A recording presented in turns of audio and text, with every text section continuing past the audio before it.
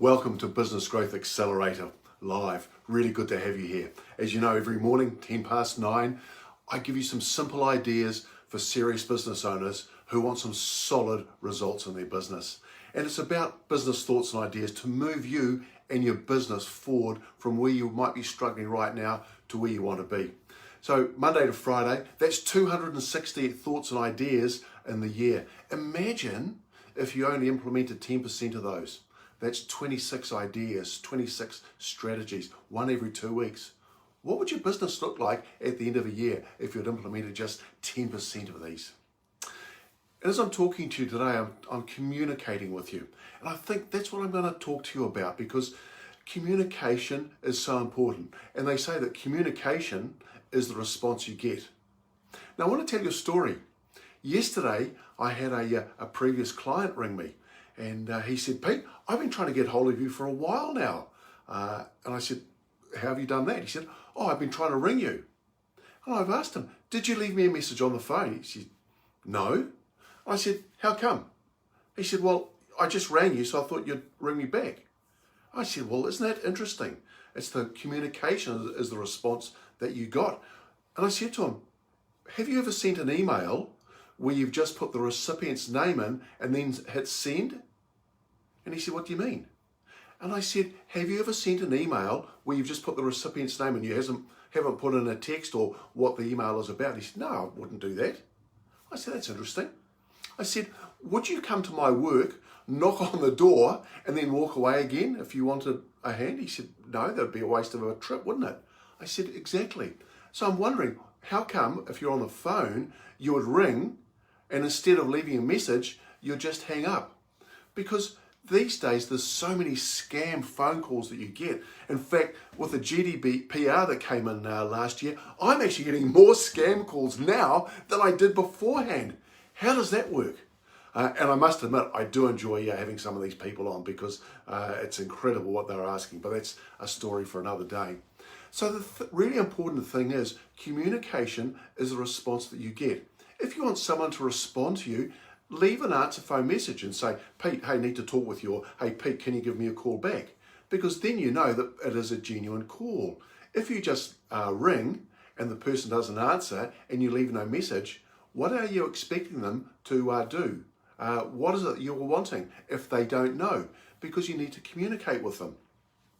And really interesting, at present, as we've gone through this pandemic, all right, communication is incredibly important, because we're not being able to see people's body language as much as we were before. We aren't able to listen to their tonality as much as when we're working face to face. All we're hearing pretty much are the words. Now I'm trying to beef it up today by using a difference in tonality, going up and down, also going back and forth, using my hands with a body language, because I know it's so important. If I was to just stand here like this and talk, it would be pretty boring. So the communication is to make it interesting for the other person, and really, really important, and it's a big word, and it's called listen. You need to listen to the other person, because invariably most people listen to reply, not to understand. And I must admit, I've been really guilty of that, and I probably still am. And luckily my wife isn't listening, because she would agree with me wholeheartedly that I'm going off on a tangent and I'm not listening to her. And quite often she might say to me, "Have you heard what I've said?" And I'm going, "Yes, of course I have." And she says, "Great, repeat back to me what I've just said to you." And I'm going, "Oh no," and the heart's starting to beat because I can't. And she looks at me and says, "Yes, I thought so. Now that I've got your attention, let me say it again."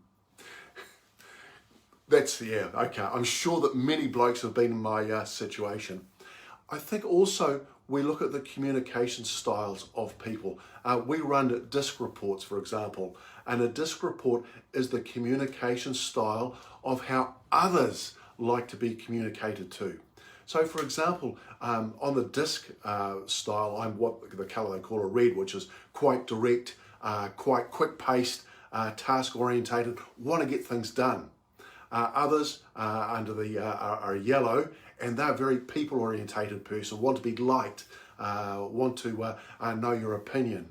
The S's and the C's, the greens and the blues, are quite can be task focused or people focused, but they might get into, say, the C's are getting into numbers. They make good accountants. Now, for example, me, all right, knowing that a C, for example, or a green, they are slower paced than I am. They need to think about the work, the communication that they're hearing. So I want an answer immediately. All right, I ask the question, give me an answer immediately. I need to know, though, that their communication style is not like me. They need to think about it. They actually need to see some ideas. They need to have some thoughts on paper. So I need to just slow down and back off and give them time to actually understand and process the thought. And I'm sitting there quite agitated sometimes, but it's not about me. It's about the communication style that they are communicating in.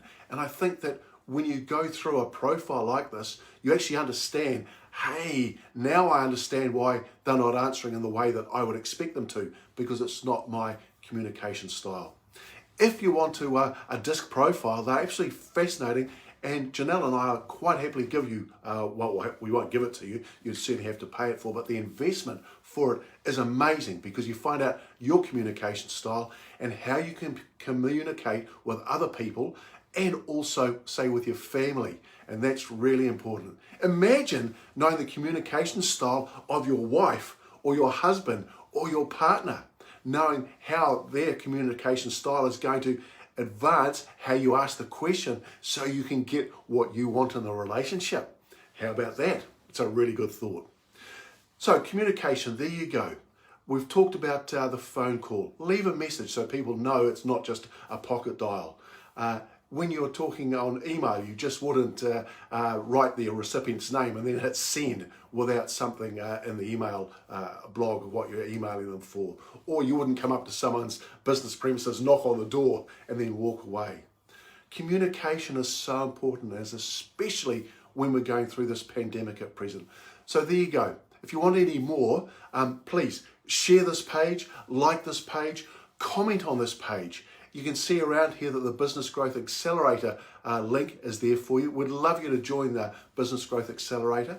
If you've got any comments, or even if you disagree with me, please leave the comments here because I'd love to know your thoughts and to why you disagree or what you'd change or say. There you go. That's for today. Look forward to seeing you tomorrow again, where I'll give you another hint and a tip. And again, for simple strategies for serious business owners who want solid results.